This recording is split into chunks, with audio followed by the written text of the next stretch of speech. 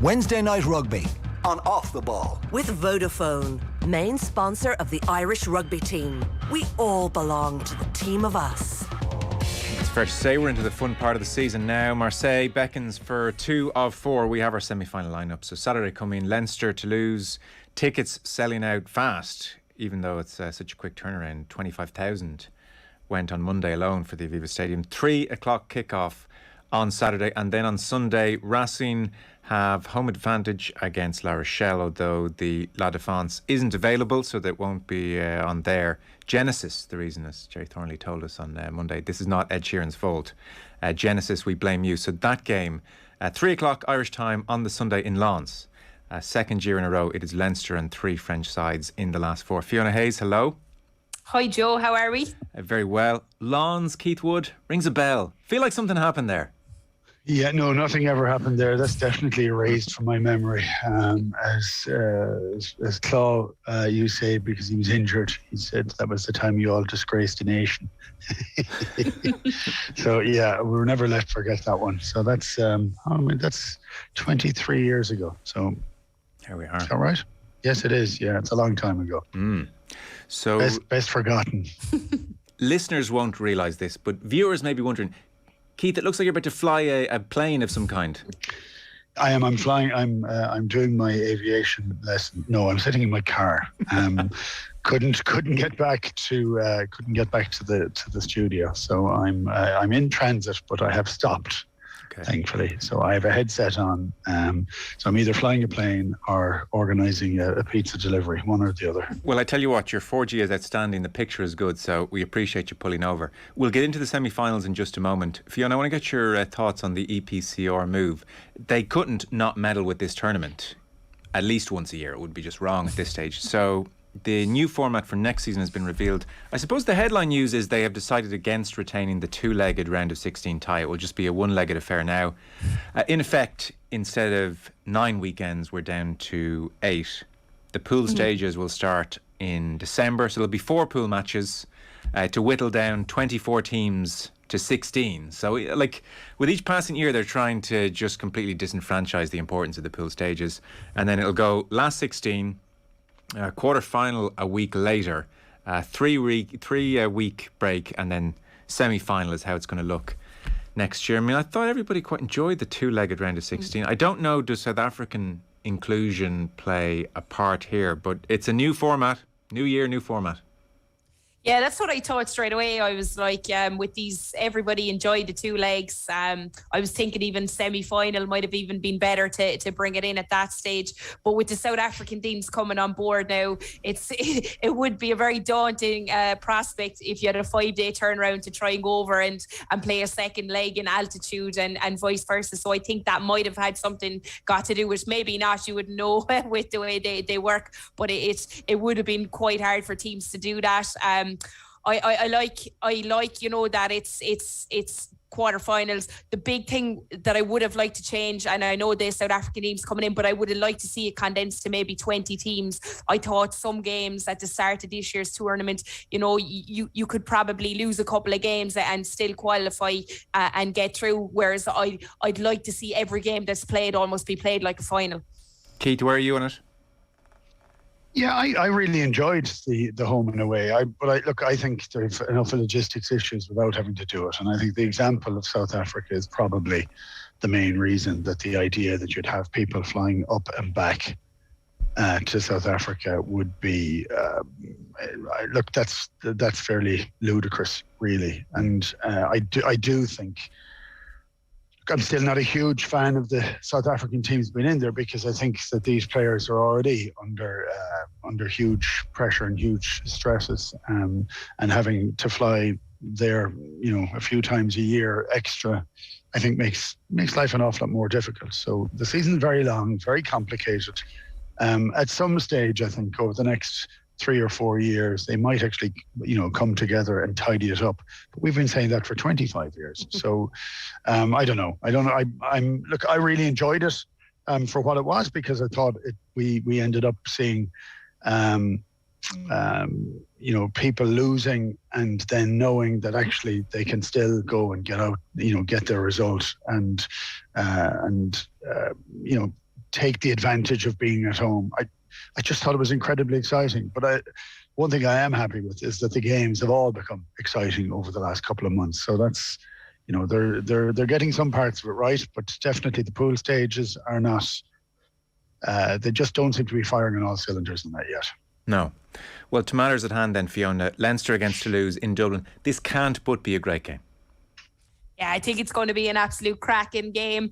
I think Leinster going in as favourites. You've Toulouse, who were after playing 100 minutes of rugby, had to fly back home and will have to fly over and play in the same atmosphere, you would hope, the following Saturday. So I think Leinster will go in as favourites. But this Toulouse team, we saw what they can do, the magic, they can score at any time. They have magical players. Probably wasn't, again, we said it probably in a couple of games recently, wasn't Dupont's best game. We know what he can bring. We know Intimac, and I think Leinster were very, very clinical in the first half at the weekend against Leicester. It was almost played. They finished the game in the first half. Maybe people said Leicester came out a different team in the second half. I thought Leinster actually relaxed a little bit. I know they made a few changes. We saw Johnny went off, I think, around the 65 or 65th minute. But I think it's a real battle that we're going to see on our hands, and that power game is going to be immense. Especially we saw Toulouse done to that Munster scrum, and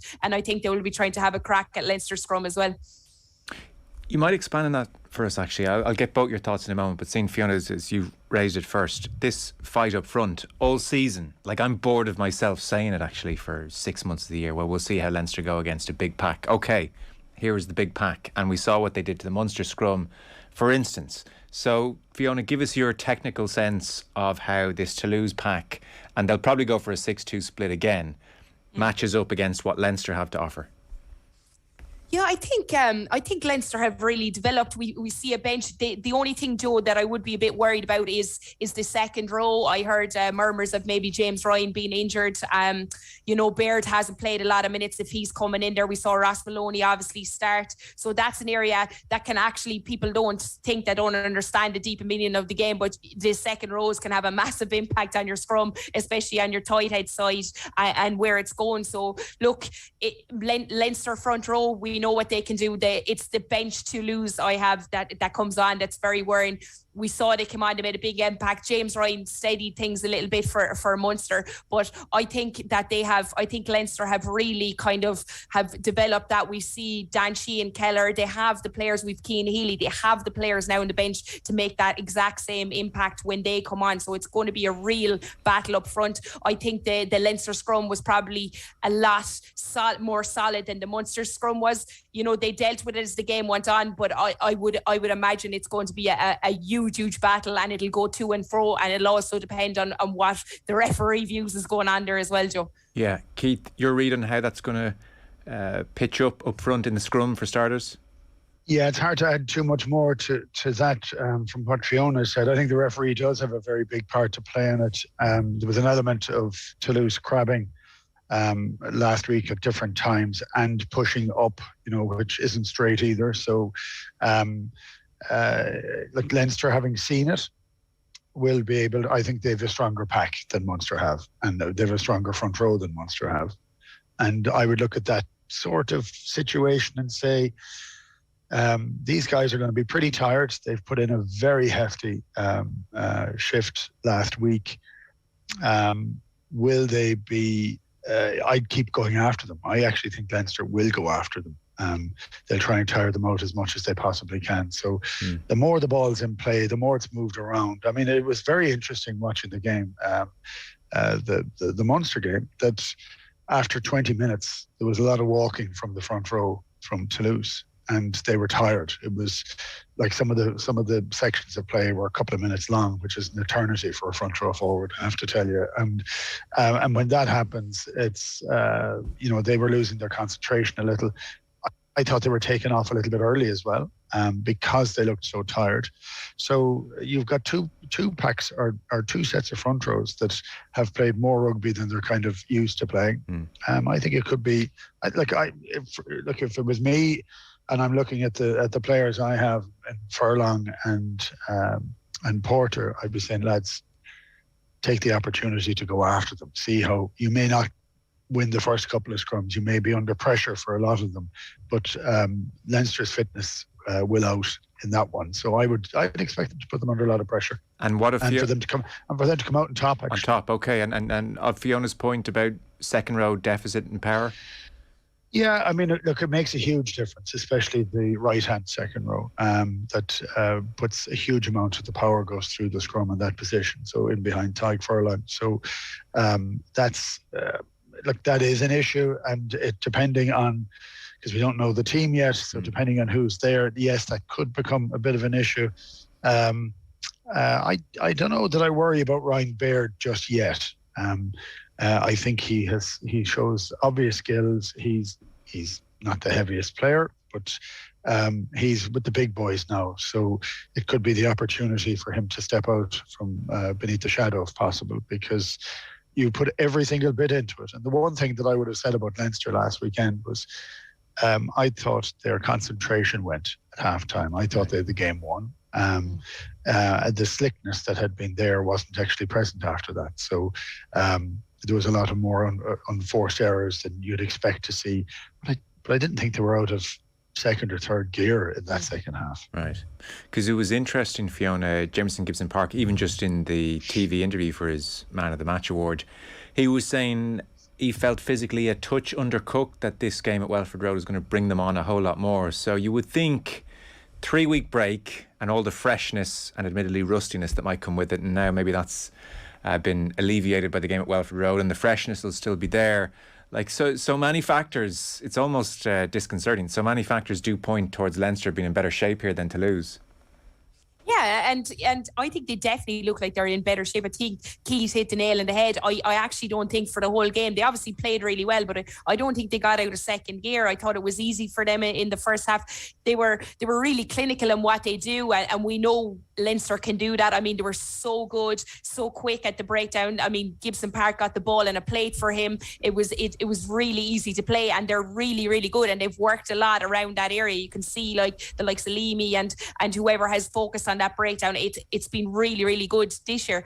But I just feel this Leinster pack, they came out, they got ahead, and I feel like they have a lot more in them. A lot of the key players weren't away with South Africa. They were rested. It's been talk about these French teams since last year. You know, the pressure has been, I wouldn't even call it pressure, but this has been the chat about, can Leinster deal with this power game? So they know, they've worked an area, they've studied this, they've seen Toulouse. I think you're looking at a tired Toulouse pack that will come. I could be completely wrong, but they play a lot of rugby in France. These guys are playing every weekend. There isn't as much rotation as we'd see over here. So I think Leinster are definitely on the front foot to come away with a win. We'll get on to Munster in more depth in a moment, but certainly, Keith, you would think Leinster will try and replicate a few things Munster did very well, namely breakdown steals and also Dupont. I've never seen Dupont sacked so many times. How repeatable is that? I think it is. Well, it's not Dupont to be able to get himself out of that trouble, actually. It's his pack of forwards. And I do think that that's part of what Fiona touched on there, that Toulouse will now have to work at every single phase. The forwards will have to concentrate far more on contact. They lost too many balls on turnover, so they're going to have to put more players in there, which is a higher work rate, a higher work level. They're going to have to try and protect their nine. I mean, I couldn't understand how he didn't, give his team a bollocking, because he was having to fight as many kind of octopus-like arms and legs that were catching onto him from the Munster guys. They just went after him and frustrated him. No, he still came good, I think, after 60 minutes, and he then also slotted in to play 10 with incredible comfort and poise. So I mean, he's not at his best. I'd say he's a bit jaded from the year or a couple of years he's had, but he was targeted by Munster. I thought they did a fantastic job on it. So Leinster are going to have to copy that. Of course they are. But I think the more that Leinster look at the things that Munster did really well, the more work Toulouse's forwards are going to have to do. I think that's a lot of the game. I think they'll be moved around quite a lot. They'll have to be work for every single thing. And on the back of what they did last week, I think that's where a lot of the game would be. No, I actually think if they hadn't been there, I'd still put Leinster as favourites for the game anyway. Yeah. You mentioned initially, Fiona, before we got talking about the forwards, which was inevitable, I think, with you two, the Toulouse magic out the back. It's very hard to know. I mean, like Leicester looked bereft of any kind of innovation in their game plan, so it's not like Welford Road would be a great road testing of Leinster's defensive system in that respect. Like, to your eye, it's really hard to pick faults with Leinster through much of the season. Is there anything they're doing defensively which would give you any kind of cause for concern against what Toulouse will offer? It's very hard, Joe, because they haven't really been tested. Yeah. Well, the big guns haven't been tested anyway. We've obviously seen they have systems in place. I'm sure they all play the same system. It might change slightly game on, week in, depending on personnel there. But like from what I've seen, I think they offer a good line speed. I think they've been really good at the breakdown. I think the back row in general have been immense. James Lowe out wide, I think sometimes there is a slight gap left between maybe James Lowe covering out wide and between these two centres. So maybe that Toulouse might look to exploit that. But we also see someone comes in, they're very good at that scramble defence and getting someone in there. So defensively, they haven't been tested enough. I think it's again line Toulouse will probably try and attack. We know what their backs can offer out wide in space, but we also know how good a defender Ringrose and how good our Leinster coming up and low, especially at making those defensive reads. So it just depends on how Toulouse want to attack the game and where they're going to target. But Leinster defensive system has been really, really good for me all year round. Yeah, there are just no obvious weaknesses. I've heard in the main, generally listening to various predictions across the week, Keith, people are saying Leinster by somewhere between 7 and 10. Alan Quinlan thinks it could be as much as 15-20. You both sound pretty confident of a Leinster win here as well. Yeah, I'd be confident that Leinster would win. I would never go for 15-20 against Toulouse. Of course, all those things can happen. But look, I'm going to be interested to see how Toulouse are able to rock up. Extra time is so rare in rugby. It just takes a huge amount out of it. 2 travel days in the midst of it makes it a bit hard and awkward for them. But they've managed to pull out victories all year. They've done incredibly well when they were written off. And they're too good a team to be written off. I will say the one other element that sticks for me that Toulouse have struggled a bit, but they've struggled away from home. So they've won a couple of matches and they've both been on Irish soil. So that's been quite interesting. But they've really struggled in the Pro 14 in their league. They've really struggled with actually playing away from home. Yeah. 1 away win in 9, actually. That's if we're calling what happened on Saturday a draw, which I presume you would be, but we won't quibble over that. Yeah. I was calling it a win for them since they won the game at the end of it. So we can kind of get over that semantics maybe. But look, I played one extra time in my whole career. It was a challenge final. European Challenge final against Narbonne, and it was 30 minutes extra time then, 15 minutes each half. I'd been out injured for 6 weeks. I played the 80 minutes, which doesn't happen anymore, and then in the first minute of extra time I went to open side flanker for the half an hour. I didn't recognise anybody at the end of the game, and I'd say it took me about 4 weeks to get over it. I couldn't get over how much that is. And you're looking at players operating in slow motion last week. And it's funny, I read some of the stuff, not a huge amount, but some of the people that kind of criticising some of the decisions or some of the things. The level of fatigue that sets in and stress that sets in at that stage is unbelievable. Sure. And it did go almost slow-mo for a while. And I'm not so certain that I agree with extra time in rugby, and it needs a result. But I just think the level of risk for injury becomes very, very high. Would you go straight to penalties? Look, I don't like the penalties. I thought they were unbelievably exciting. It's the first time in years that I had butterflies in my stomach watching a game. Thank you. I'm sick all week of saying, God, penalties are really awful. They're the best thing ever. It was unbelievable. Yeah, they were extraordinary. I mean, they're not extraordinary because for Munster fans because they lost him. Sure. But it was unbelievable television. Give me that once in knockout excitement. stage. Yeah. And it was also nerve-wracking. It was a nerve-wracking game. All the kicks at the end, and Ben Healy had the kick from 56 or 7 meters at the end. Like, it was. It just brought back kind of some of the reasons why you're interested in sport. Yeah. Like, it was nerve-wracking, and it was, could it go over? And if it does, everything is perfect. And if it doesn't, oh no, there's more dread because there's another 20 minutes, So I thought it was a phenomenal, exciting occasion. Well, we'll touch on that in just a moment. Fiona, and by the way, Alan Quinlan wasn't banging the table saying Leinster are going to hammer them by 15-20, but he just said, look, anything can happen, but I could easily see it happening here. In Leinster's favour. Where are you then, Fiona? Final word in this game? I think Leinster win. I think it's actually going to be quite tight, so I think maybe 6. Okay. Now, we have the Munster Mafia here, as predicted. I don't know who's booking the guests in the show, but definitely a Munster fan. So just before we indulge in Per Munster, here's some tough love from Matt Williams. This is this morning on OTB AM, and he's just, he's talking about the general reaction to this game, and he was asked, like, if this Munster performance is a harbinger of a turn in their fortunes and their style of play, and Matt feels actually for all the valiant efforts there was still a huge amount wrong with this Munster performance. Just have a listen. And I think a lot of the reaction has been emotional. Let me also say I have huge respect for what Munster did.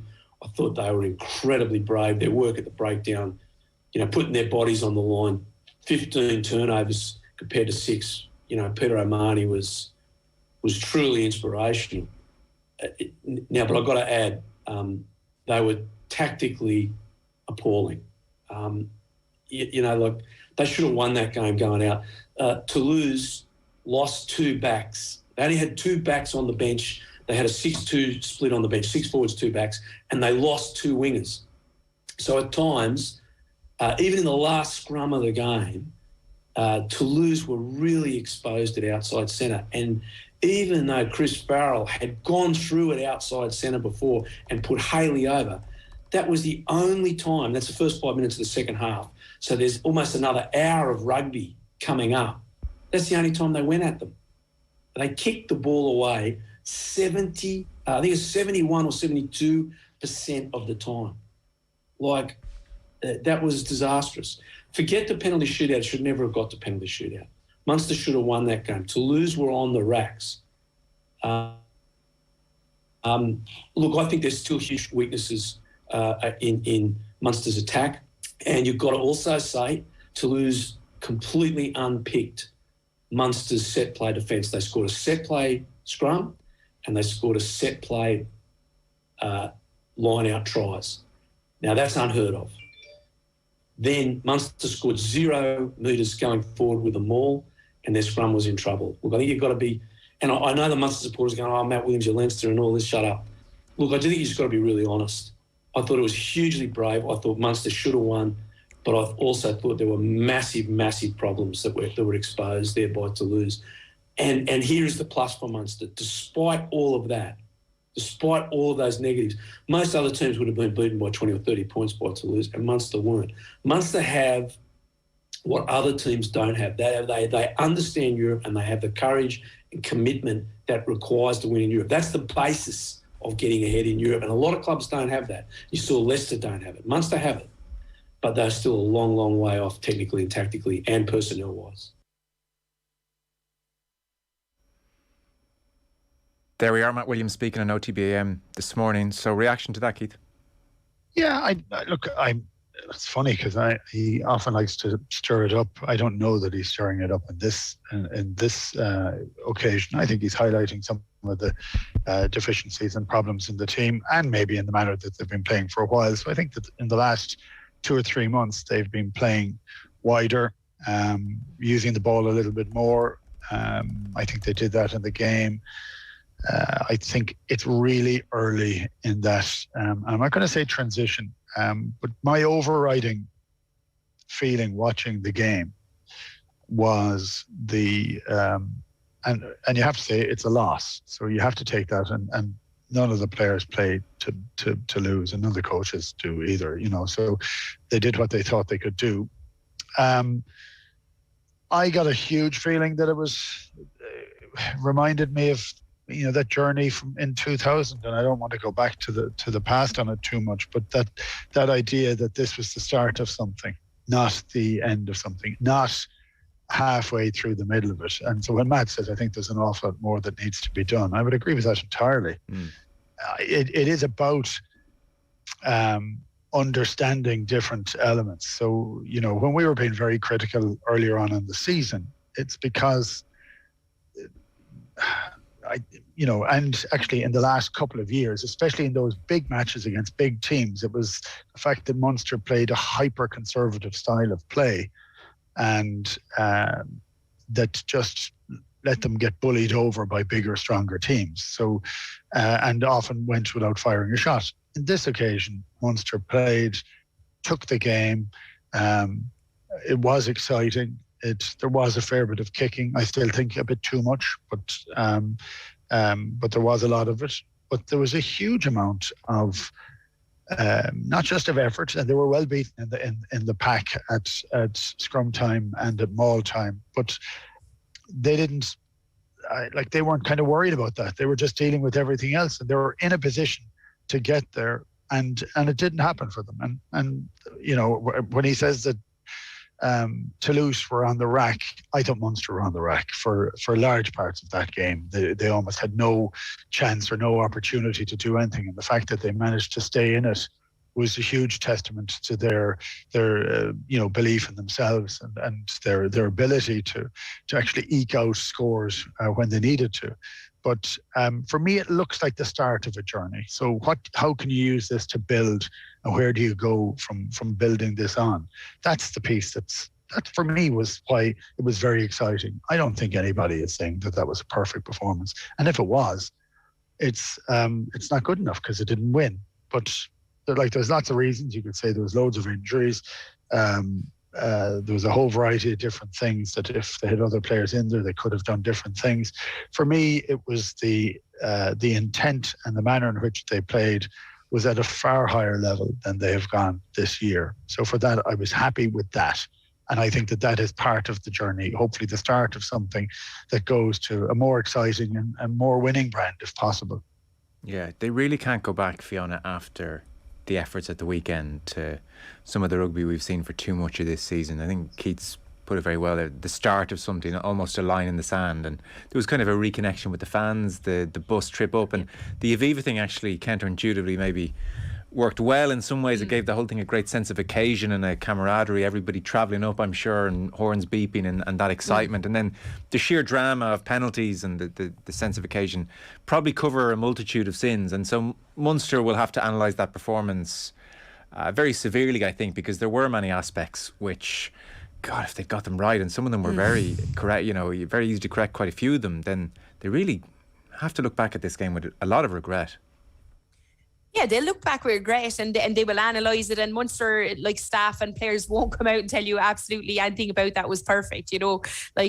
They focus. What Matt hasn't talked about is, it's a game. You focus on certain areas. They obviously were focusing on Dupont and that Toulouse breakdown, and they went out and they done a number on that. They had their 15 turnovers. You can't focus on every aspect of the game. They had a pack that has been slightly depleted in the front row, so they had to deal with that. He talked about the two set piece tries. That move off the back out of the line out to score was absolutely magical. Look, there was a step on the inside, and you could see Toulouse player was holding someone in, and they'll go back, and this happens in rugby. You go back and you review it, and you look how you can defensively change that, and that's how rugby works. So look, Munster, I think in every game we've seen them since that defeat to Leinster in Thomond Park. I've seen, attack wise in particular, I've seen them getting better and better. Obviously they're not at the level we've seen Leinster play at, and how they interlink with, and how Johnny controls everything and plays on the gain line and puts people into space. We haven't seen that, but they're definitely getting better with every game. And what we've started to see as Munster fans and I suppose as everyone, is that these young guys that are coming through that we've been talking about in a while are now stepping up to the plate as well. And that's what's exciting, is that we've homegrown talent that's able to slot in these. They'll get get great confidence out of that game, it can't stop. They've now got to plan for a big game against Leinster up in the Aviva, and it's got to be another lifting performance, and especially in attack as well. Because that could suck the life out of things if Leinster do a number on them. In fact, I saw a text message in making the point on Monday. I didn't get around to reading it, but it did strike me as interesting. And I have to confess, I had the same thought myself, and it was, Fiona, in a perverse way, it's the perfect exit for Munster. Valiant losers, unluckily lose on penalties, versus Leinster beating them by 15 and at a canter at the Aviva. Gives that like a full sense of achievement.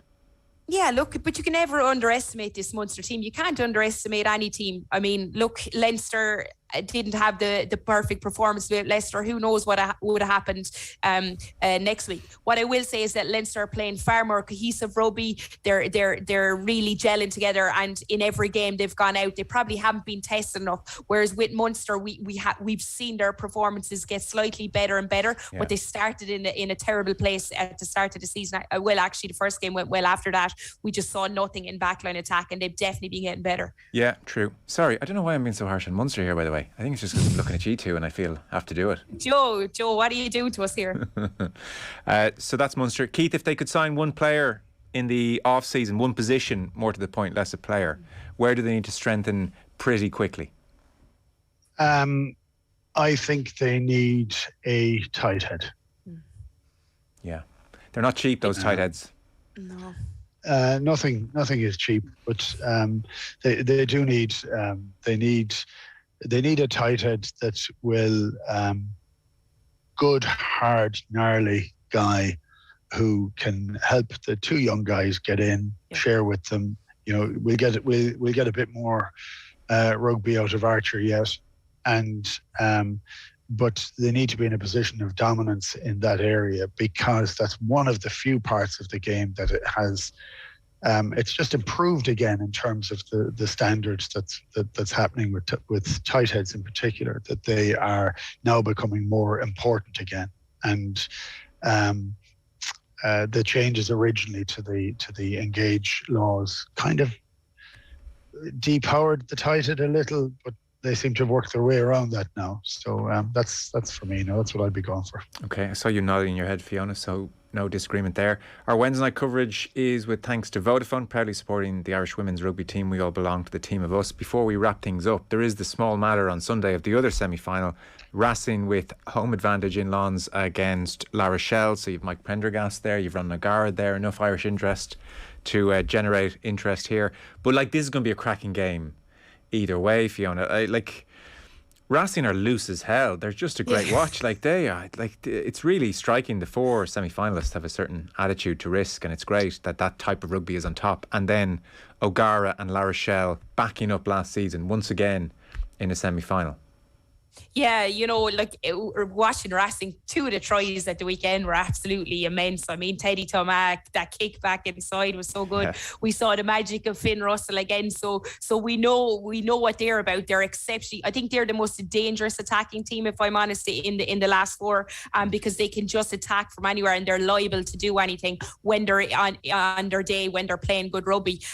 La Rochelle, I thought O'Gara, in the league things haven't been going. It's kind of been up and down, but I think in Europe you're really seeing the O'Gara factor. They're really focusing on that. Their power up front. You had Victor Vito scoring a nice try at the weekend. Idaho West has been playing good rugby. He seems to have them ticking, and they also seem to be focusing on rugby and especially this European Cup. But that's going to be an absolute cracking game. I think I personally think Rochelle would probably come out on top, even though they're playing in Racing. But for Racing to have Genesis and not be playing in that amazing stadium, I think it's going to be a downfall for them.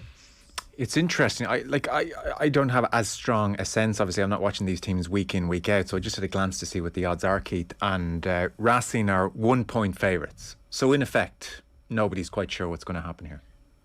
Yeah, and I think they would be very confident if they were playing actually at home, and the fact that they're not may change it a little. And there is that very strange French psychology of the expectation of winning at home and the expectation of losing away, which is quite unusual, and very few teams have actually got through that really well over the years. But Toulouse were one. We're always the first one to do it. But I look at it and see. I think Raj's impact is on a very pragmatic style of play. It's pretty exciting, but he uses a lot of power when he can.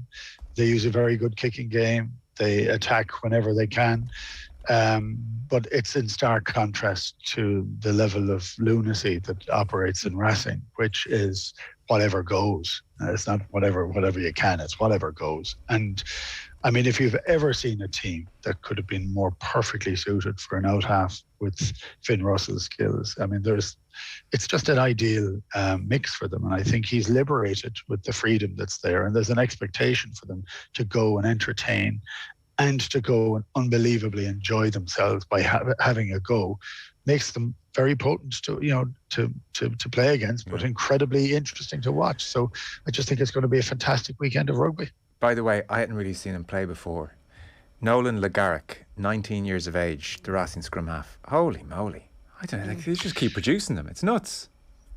And they don't mind. They don't care what their age is. There's loads more immediately in after that. They just, their nines are, I don't know, they seem to be playing with the freedom, but it's played slightly differently. It's not as dig in as technical as the manner in which we have our nines playing, and traditionally have had our nines. And I'm saying our is pretty much everybody else, apart from France and maybe Argentina. They tend to kind of pick up the ball and have a little look around a bit more, as opposed to be the conduit for the ball between the forwards and the backs. They manage an awful lot of the game. Well, this guy's lightning as well, 19 years of age. It's scary. Okay, guys, thanks so much. So we're all hoping for penalties in both games at the weekend. Enjoy the rugby. Absolutely. Yeah. Fiona Hayes, thank you. Thanks, Joe. Keith Wood, appreciate you pulling over. Thank you.